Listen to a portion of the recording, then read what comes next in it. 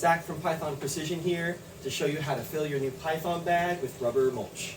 So before you begin, you're going to get your Python bag out. You're going to want to get all your liner bags out.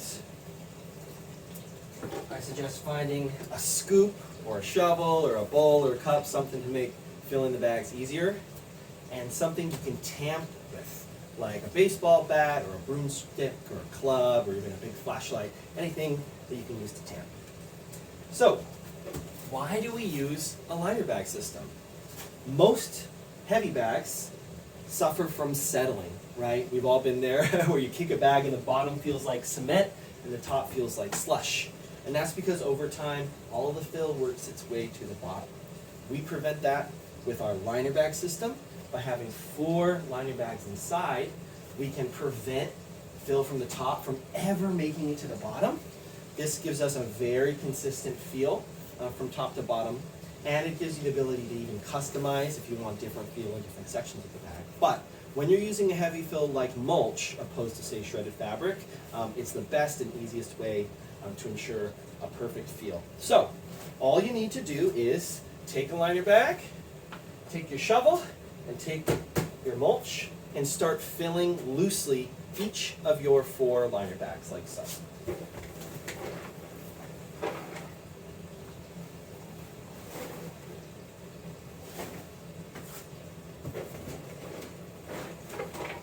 Now I've already filled the other 3 just for time's sake. It's going to be a little messy, but it doesn't take too long. Say maybe 10-15 minutes.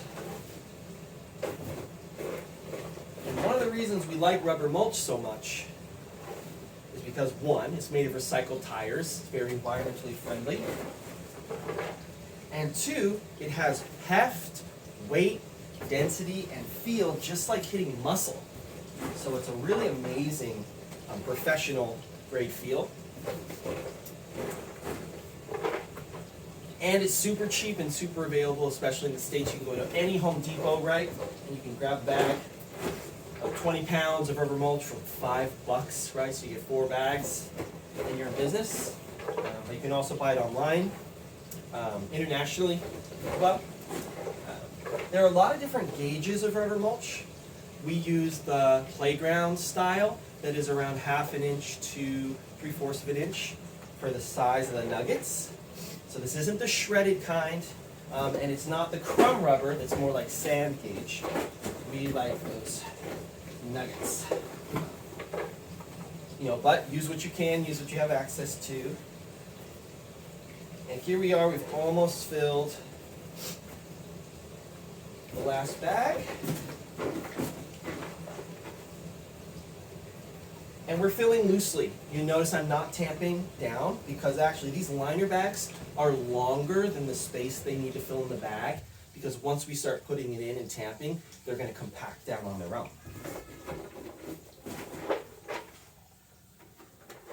So once you get towards pretty much the top of the bag,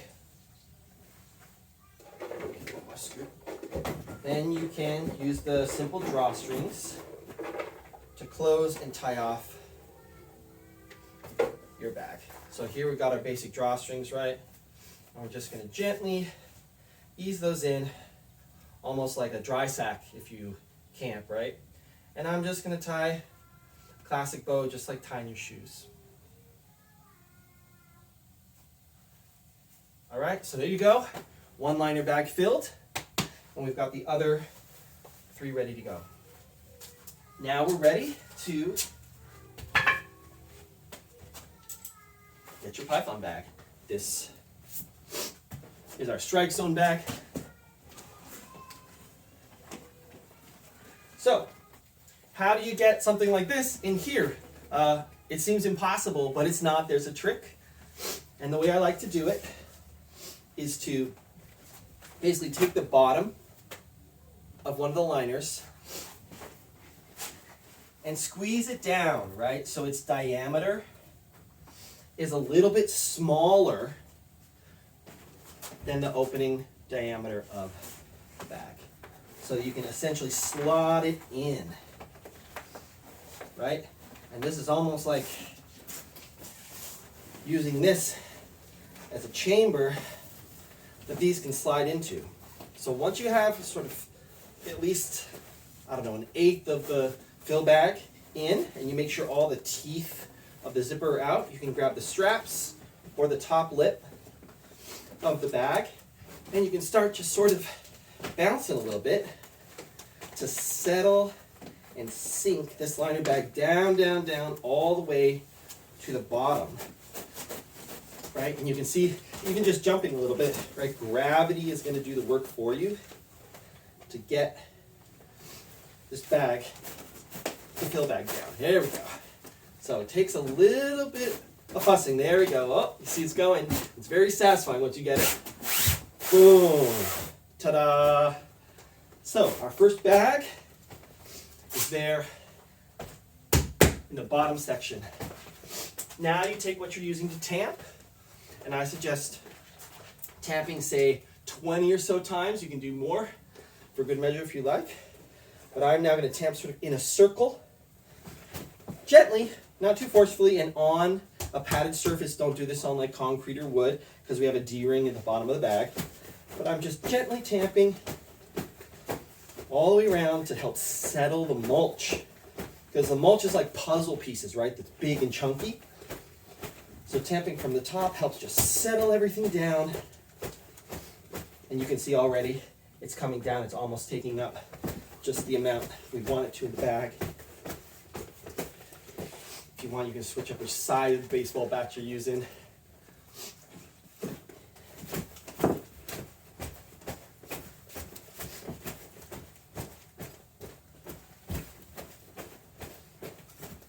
All right. So you don't have to overdo it because this whole thing's going to keep settling over time. But from there, we like to then tap. So we tamp and then we tap. Bottom to top, just gently on all four sides. Again, just to help settle the mulch. All right, it's as easy as that. And then all you need to do is repeat for your other 3 fill bags. So the bag will start to sort of stand up on its own a little bit as it gains more structure.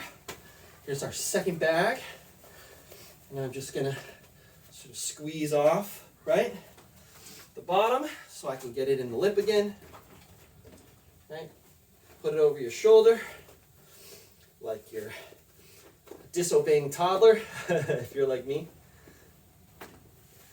And make sure that lip of the zipper is out, not biting the bag, the liner bag. Okay.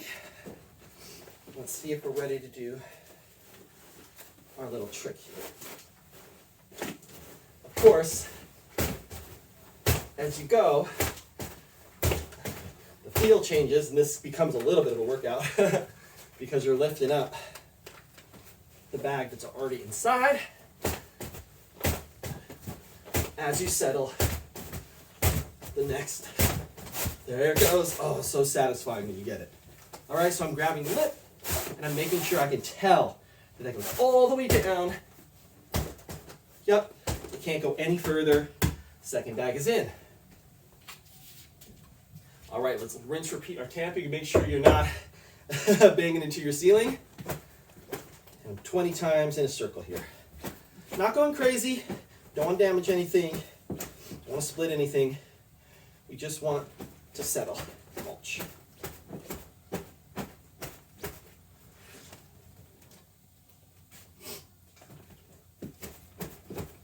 I'm sure some of you will just fast forward with your thumb through this part.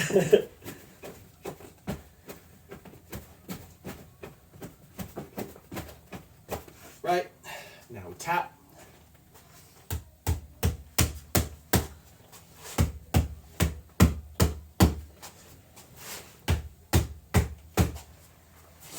And this is sort of simulating, right, what working on the bag, getting a session in is going to be like. And I can say now that in the first 2 weeks of using your bag, you're going to notice more settling. And that's okay. It takes about that much time, right, for everything to settle and kind of lock into a steady state. So you should expect that, you know, after each session or every couple sessions, You're going to fill in a little extra mulch to the top bag, right, to get it nice and tight again, and then eventually you're just good to go. All right, let's go for number 3. Again, I like to go over the shoulder. You can do this on the ground. I just like to do it with the shoulder, and I'm just getting a little bit more of that mulch towards the top of this third bag. I'm squeezing the diameter a bit, pulling up the main lip, slotting bag in, pulling the lip and the teeth up. Of course, if you have a friend to help you with this, it's even easier. But if you don't, it is absolutely manageable on your own. All right. A couple more. And even as I'm sort of gently dropping this, right, that's compacting the bottom 2 bags too. Well, almost. Might get a little stuck. Yep, I can see the teeth accidentally got twisted in, so I'm gonna see it's folding in on itself a little bit. Just fix that, no problem if you get stuck. Just back at it. Ta-da! Yes, sir.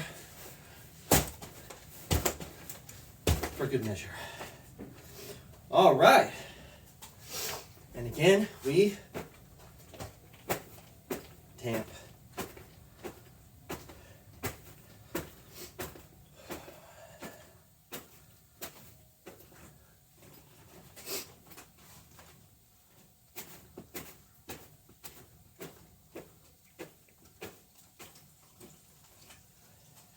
Then we tap.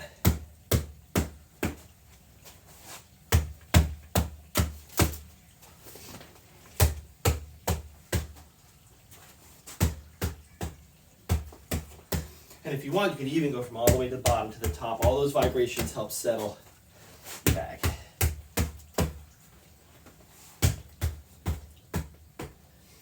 Now, you might notice we're all the way almost to the top, and we haven't gotten our 4th bag in, right? That's because, again, it's going to take a little time and a little work on your end, right? As you're sparring with the bag, running your techniques down. But it will compress. So with the 4th bag, I don't actually even have it fully full, and that's okay. You can start by, say, fill your last top bag even a quarter, a third, a half. You might have to try a couple times to hit the sweet spot, but I'm going to see here, and I can already tell it's overloaded. So I'm going to untie here. There's a little trial and error to all this, and I'm going to dump a little. Maybe we're about there.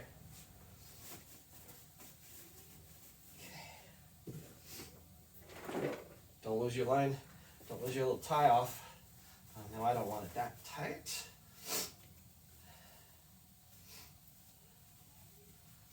Just going to retie our shoes here, so to speak. Okay.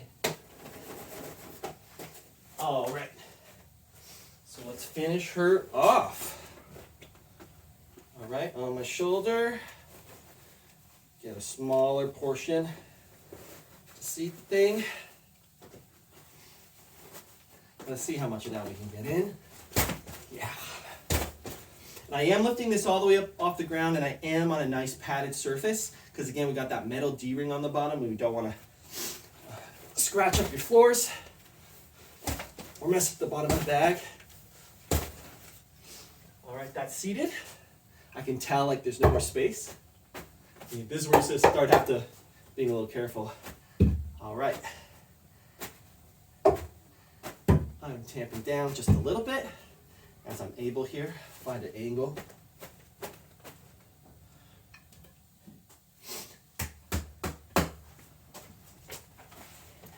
Even though we have this liner system, which is way better than letting a bag just settle with no liners, you will still have slightly firmer density on the bottom of your bag than on the top, just due to gravity, right? You've got 3/4, right? You've got 3 times, I should say, the weight on the bottom bag as the top bag.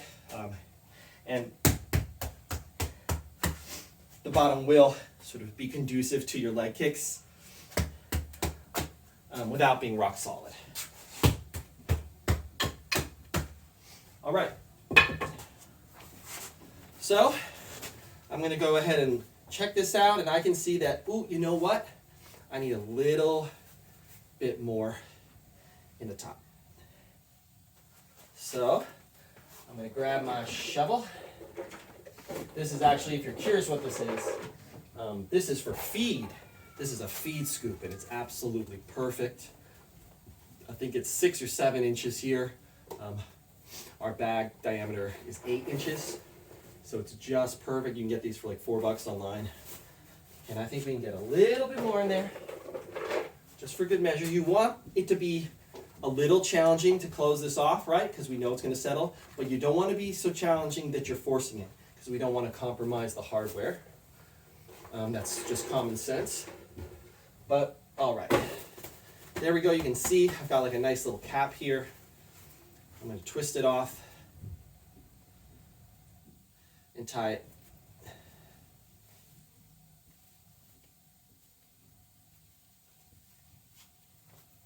Nothing too fancy here. All right, I'm going to sort of twist this down. Bring this over. Make sure you can see all that. And start working your way around the back. If you need to, you can sort of push material towards the back. Again, just like you're going on an international trip, right? And you're trying to like compact your carry-on, your check bag, right? Where you just compact a little bit to make it easy for that zipper to do its thing. And we're almost there. And voila, look at that. You did it. You filled your Python bag, and it is ready to hang. We're gonna have a separate video on mounting and hardware, and how to get you set up there if you're less familiar. But from here, basically, whatever setup you have going on, you are good to go. Ready to spar.